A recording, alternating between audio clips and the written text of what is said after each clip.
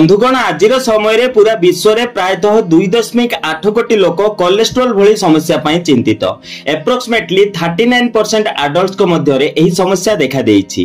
भूल जीवनशैली एवं खराब खाद्यपेय जोगु कोलेस्ट्रोल भली बड़ समस्या एबे साधारण होई गलानी।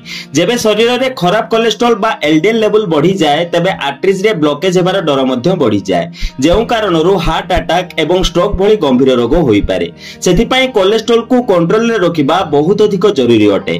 जेउ लोक फिजिकल एक्टिविटी कम करिथांती बा हेल्दी डाइट नियंती नाही सेमानंकु हाई बीपी, डायबिटीज, कोलेस्ट्रोल भली रोग शीघ्र होई पारे। जदि समय थाउ थाउ एही रोग प्रति ध्यान न दिया जाए तेबे एही समस्या आहुरी बढ़ी पारे।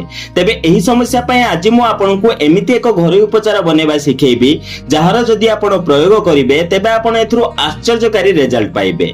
मेडिसिन बंद करिवार आदौ आवश्यकता नाही। मेडिसिन सहित आपण आजिर एही रेमेडी ट्राई करि परिबे। तेबे चलंतु जानिबा आजिर एही रेमेडी को केमिति बनेबा एवं एहार सेवन किपरि करिबा। एथिपाई प्रथमे आपनकु रसुणर आवश्यकता पड़िबो। रसुण को प्रथमे आपण एही परि भाबे ग्रेट करि दियंतु।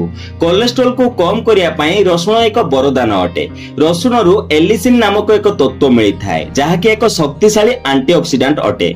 एहा खराब कोलेस्ट्रोल बा एलडीएल लेवल को कम करि थाए एवं भलो कोलेस्ट्रोल बा एचडीएल को बढ़ाई थाए। साथरे एहा रक्त को पतला करि थाए जहा हम हार्ट पई बहुत लाभदायक अटे। आज मु आपनकु रसुण को कोलेस्ट्रोल पई खाइबार 3 रु 4 उपाय कहिबी। सेथुरु आपण कोनोसी भी उपाय रे रसुणर सेवन करि परिबे।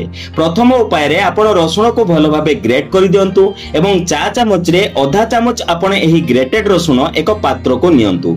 एहार स्वाद बढ़िया पई आपण एथिरे अल्प लेंबु रस मिसांतु।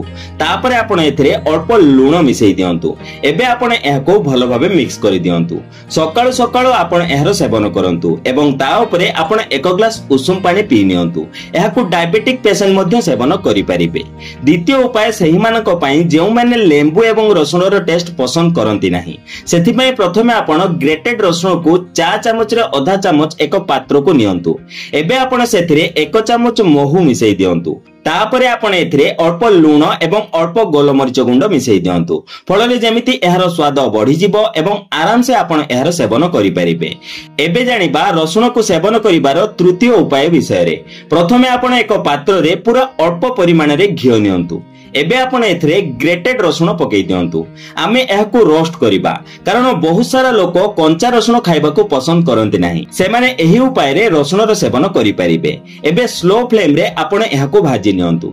एहाको आपण 2-3 दिन पर्यंत मध्य बनै रखि परिबे। एथुरु आपण अल्प अल्प मात्रा रे प्रतिदिन सेवन करि परिबे। एबे जानिबा रसुण को सेवन करिवार चतुर्थ एवं शेष उपाय विषय रे। एथिपई आपण रसुण रसर सेवन करि परिबे। प्रथमे आपण रसुण को ग्राइंडिंग करी सेथुरु रस बाहर करि नियंतु। एबे आपण 1 कप पानी रे एही रसुण रस 2 चामच मिसांतु। एबे आपण एहार सेवन करंतु। तापरे 1 ग्लास उषुम पानी पी नियंतु।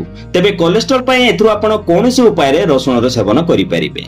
कंचा रसुण चोबेई खाइले जेतिकी फायदा आपनकु मिलिबो नाही जदि आपण रसुण को एही सब उपाय रे सेवन करिवे तेबे आपनकु एथुरु अधिक फायदा देखिबाकू मिलिबो। केउ उपाय रे आपण एहार सेवन करिबाकू पसंद करिवे निहाती कमेंट करि जणांतु। वीडियोटी जदि पसंद आस्ता तेबे गोटे लाइक दियंतु। चैनल को जदि नुआ आछंती तेबे सब्सक्राइब करंतु एवं मन जदि कोनोसी प्रश्न अछि तेबे कमेंट करि निहाती जणांतु। तेबे बंधुगण आज पई एतिकी पुणी देखा हबो नूतन सुंदर अध्याय सह। धन्यवाद।